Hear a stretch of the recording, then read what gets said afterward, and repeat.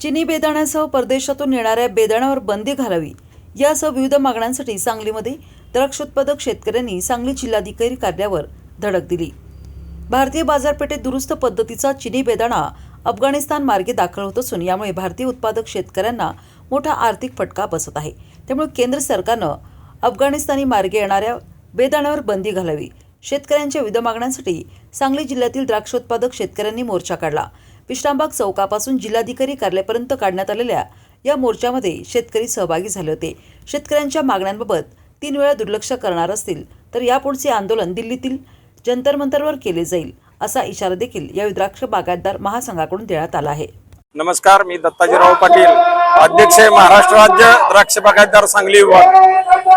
आम्ही गेली 3 वर्षे आमच्या मागण्यासाठी हे तिसऱ्या वेळी कलेक्टर ऑफिसवर मोर्चा काढत आहोत। आमची प्रमुख मागणी अशी आहे की चायनाचा बेदाणा अफगाण मार्गे आपल्या देशात आणला जातो आणि त्याच्यावर प्रोसेस करून तो इंडियन मध्ये पॅकिंग करून आपल्या देशात विकला जातो। त्याचा परिणाम आपल्या चांगल्या क्वालिटीच्या दर्जाच्या EI मानांकन असलेल्या बेदाण्यावर त्याचा मोठा दरावर परिणाम होतो। त्यामुळे शेतकऱ्यांचं फार मोठं नुकसान व्हायला लागलंय।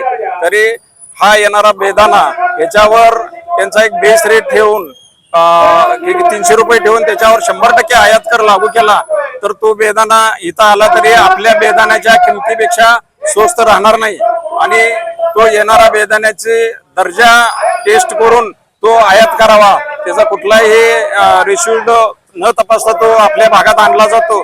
यामुळं फार मोठं बेदाणा उत्पादकांचं नुकसान व्हायला लागले आणि बेदाणाचा दर कमी झाल्यामुळं जी द्राक्षे विकली जातात त्या द्राक्षावर सुद्धा त्याचा परिणाम फार मोठा होतो। ही आमची सगळ्यात प्रामुख्यानं मागणी आहे।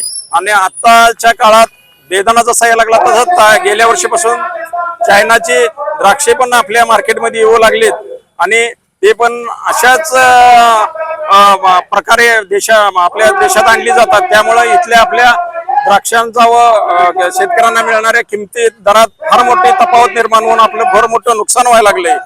तसंच आज या आपल्या सांगली भागामध्ये जिल्ह्यामध्ये जर ICD बोर्ड तयार केलं तर इथून द्राक्षे उत्पन्न होतात, बेदाणा उत्पन्न होतो, केळी उत्पन्न होते, पेरू उत्पन्न होतं, डाळी उत्पन्न होतं।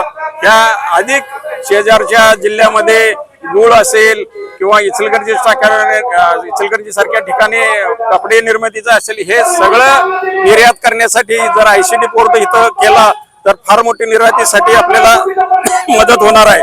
त्यासाठी आमची सातत्याने ह्या मागणी आपल्या ह्याच्यात राहिलेली आहे आणि शासनानं अफगाणिस्तानचा बेदाणा असेल, न्यूझीलंडचा असेल, चीनचा असेल, ह्यावर जो बेदाणा येतो त्याच्यावर आयात बंदी घालावी असं आमची प्रामुख्याने मागणी आहे। तसेच महाराष्ट्र शासनाने बेदाणा पोषण आहारात 2022 साली निर्णय केला पण त्याची अंमलबजावणी अद्याप झाली नाही। आम्ही केंद्र सरकारला पण अशी मागणी करतो की जो पोषण आहारामध्ये केंद्र सरकारनं त्याचा निर्णय घेऊन लवकरात लवकर त्याची अंमलबजावणी करून पूर्ण देशात पोषण आहारामध्ये बेदाण्याचा समावेश व्हावा आमची अशी इच्छा आहे। तसंच दुसऱ्या आता आलाय की तुम्ही बघता इलेक्ट्रिक गाड्या रोडवरनं पळतायत। जर ट्रॅक्टर सुद्धा चांगल्या कंपनीचे बाजारामध्ये आता निर्मिती होऊन आलीत त्याच्यावर जर 50% अनुदान ठेवून शेतकऱ्याला दिले तर शेतकऱ्यांचा सगळ्यात मोठा खर्च औषध फवारणी किंवा